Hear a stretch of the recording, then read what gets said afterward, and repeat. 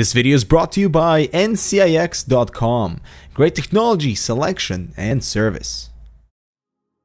Hey guys, Dmitry here with Hardware Connects, and the Razer Blade Pro 17 is one of those machines that's supposed to make sense for professionals that rely on this amazing blade form factor of a computer, but with a larger 17-inch display and the hardware to match our growing demands for mobile power. The new Blade Pro 17 hits a whopping $3,000 that is really difficult to swallow considering the Blade 14 exists, that is a cheaper and a more powerful machine, and I think Razer should have done a bit more with this machine to make it actually competitive, not just within the notebook sphere, but for Razer to offer flexible options.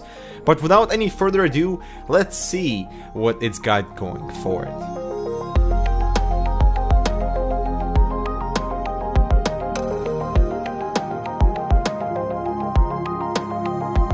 So hardware-wise, you're getting a quad-core i7-4720HQ with turbo up to 3.6 GHz, 16 gigs of RAM, an NVIDIA GTX 960M video card with 4 gigs of VRAM, a 128GB SSD along with a 500GB hard drive, and an 802.11ac Wi-Fi with Bluetooth 4.0.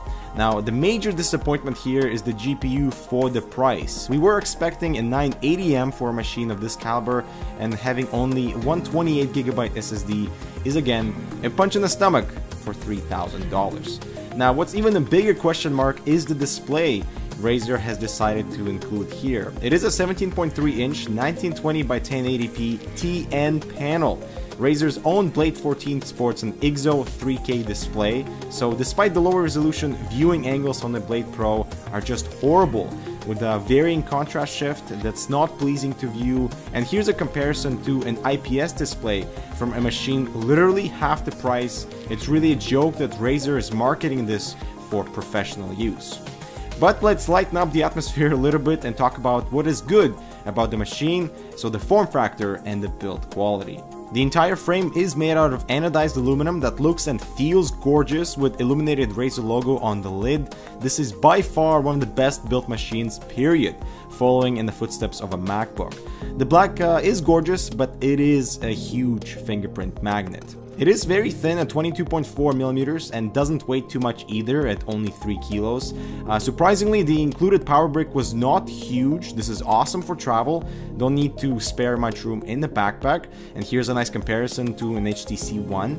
However, when the laptop is plugged in, we noticed a coil whine, which was very annoying, especially if you are in a silent environment. Opening and closing the lid gives off a very satisfying feel without any flex on the lid, and since it's made out of premium material, the weight distribution is on point, which means you can open the lid with just one hand without tipping over the entire machine. And we also have these rubber edges on the screen that prevents dust and particles from entering the laptop, an important element in proper physical hygiene. Taking a physical tour of the I/O, you'll find the power input, Gigabit Ethernet, HDMI 1.4a that supports 4K output at 60 Hz, 3 USB 3.0 ports, and a 3.5mm headphone and microphone combo jack. We would like to see them separated in future revisions. The cooling vents are in symmetry, running along the top of each side, but I'm a little skeptical about the I/O placement because on the right side there's only a Kensington lock that will make the left side of the Blade Pro really busy with inputs. Also, seeing the DisplayPort output would have been ideal to diversify your display output options. Opening the Blade Pro 17, we have the power button that looks unique and it's quite stunning. The engraved logo pulses green when the machine is turned on. The speaker grill sits right in front of the power button with direct sound projection for the user. It's pretty loud with good treble, but lacks body in the bass region. Let's take a listen.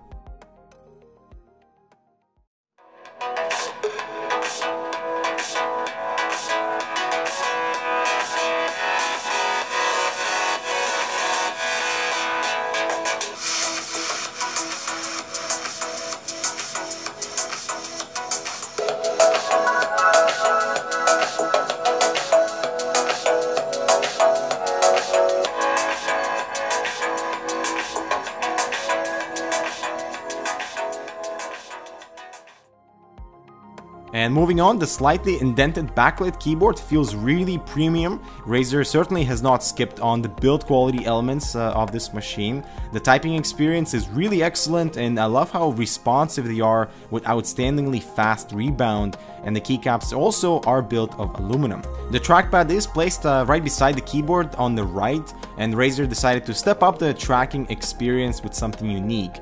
It does require a bit of muscle memory though, as many times I would bring my hand underneath the middle of the keyboard expecting to find the trackpad there, but they have incorporated an LCD touchscreen with the extra intuitive user interface that they call the Switchblade UI.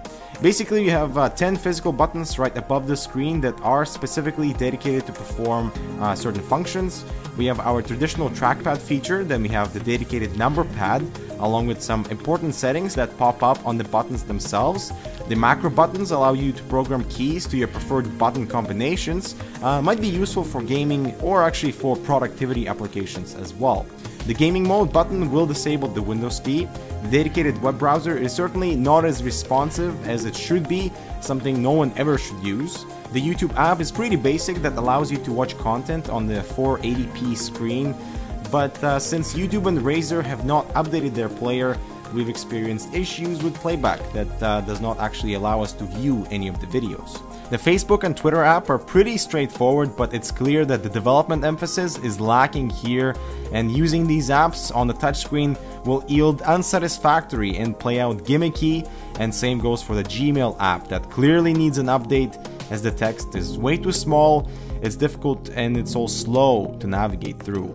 The trackpad itself though is great with a glass coating that allows smooth navigation.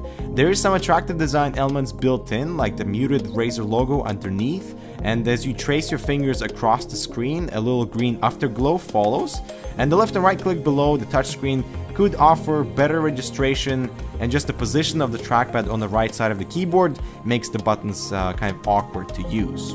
But let's shift gears and talk about performance, thermals, and the noise, so Eber, take it away. Alright, so reviewing the thermal footage, you can clearly see the Blade Pro 17 has one major hotspot on the right side of the keyboard, right beside the trackpad. The heat is noticeable throughout the chassis, and when typing, transferring the heat onto your hands, so be prepared for the warmth. Also notice the two jet streams of hot air exiting through the exhaust ports on each side. The left side is not as noticeable as the right, because if you're using a mouse, your fingertips might be right in the area of the exhaust, and again, something to be cautious about. Rear-facing exhaust would have been more ideal. Idle temperatures are okay with 58 and 43 degrees Celsius on the CPU and GPU respectively, with high 80s during load, and a more efficient cooling system may be in order to fix the heat output. Jumping onto gaming, and the 960M with 4 gigs of VRAM is not for ultra or even very high settings. Compared to the rest of the mobile 900 series GPUs, the 960M is struggling to keep up with adequate frame rates, hovering around the 30 FPS mark on most of the titles, but with really low minimums that will require you to lower in-game settings to medium for better experience. And so the Razer Blade Pro 17 for professional use makes no sense because of the TN panel, and the viewing angles are just not to par for what you should expect. Plus, featuring only a 960M feels limiting for the price, as gaming performance is poor. The built-in apps on the touchpad is a neat idea, but the slow performance and inconvenient usage makes it practically useless. The cooling system is loud, and the heat makes its way into a larger portion of the keyboard. Really, the strongest part about this machine is the form factor. The entire Blade lineup makes a confident statement in the build quality department, but with the Blade 14 out, the 17-inch variant is a hard sell regardless of the larger form factor. We need to see redesigned cooling vents, a 3K IPS display, and a GTX 980M for us to consider the investment even remotely worth it. As of right now, the new Blade Pro 17 is a machine to avoid. And that concludes our review. Make sure to subscribe for more similar content. Thank you so much for watching, and we'll see you in the next one.